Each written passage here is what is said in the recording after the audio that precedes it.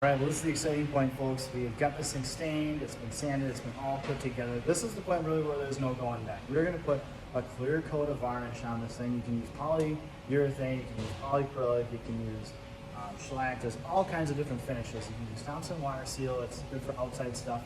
But this is going to be the thing that protects the wood.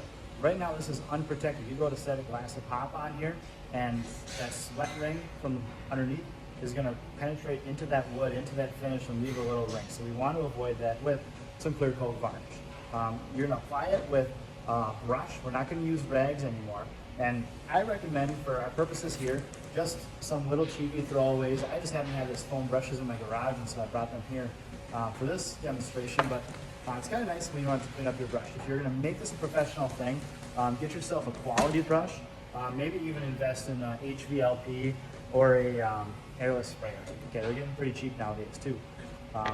Open up your can, stir it up real good. Mine had been sitting for a while, so I stirred this thing for about 20 minutes. I'm not kidding you. All right, and I could probably still stir this thing, but I was getting all kinds of this stuff right here. If you want to zoom in, I'll kind of use this. And I'm actually going to set this down here because when we're finishing, I'm not even going to do this for the video. We're going to start with our bottom pieces here, okay? And some things we need to think about. We're going with the grain, like always.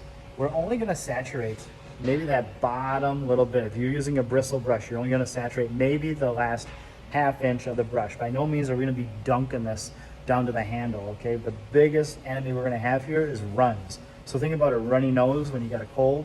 We don't want to see any runs anywhere on this project. We'll sand between coats because especially with this foam brush, there'll be air bubbles that come up, and they'll come up out of the wood too. It's just a scientific fact that they'll come up out of the wood when it starts to seal. So we'll sand between coats. We will not sand after the final coat. We'll let the drips drip off. And I'm just going to work up and down this leg right here. Something to note on finishes like this, they come in different sheens. They're only going to slightly change the color of the project by making it a different shadow or a different sheen on this piece, so that you could get a high gloss or a semi-gloss and make your project actually shiny. Make it look like a glossed project. Think of like a glazed Krispy Kreme donut. If you want it to look like that, go high gloss. If you want more of a matte finish, you can sell matte finishes, but if there's anything in between, just ask whoever you're purchasing from the hardware store what they recommend for what you're trying to achieve. Any kind of Sherwin-Williams will have plenty to offer you right there. But I'm just going to go through this whole project. Make sure you're in a well-ventilated area whenever you do any finishing. I am not. So I'm not going to make this a long video. I'm going to push this outside so I can finish this up here, but it's quieter in here, so that's why I've got it right here. And especially as you come up places like this, we want to avoid those runs right there. With a dry brush, just go through, make sure we got no runs, make sure your entire project is coated. Take some time, put some earbuds in. This is kind of like sanding. Take your time, do a good job.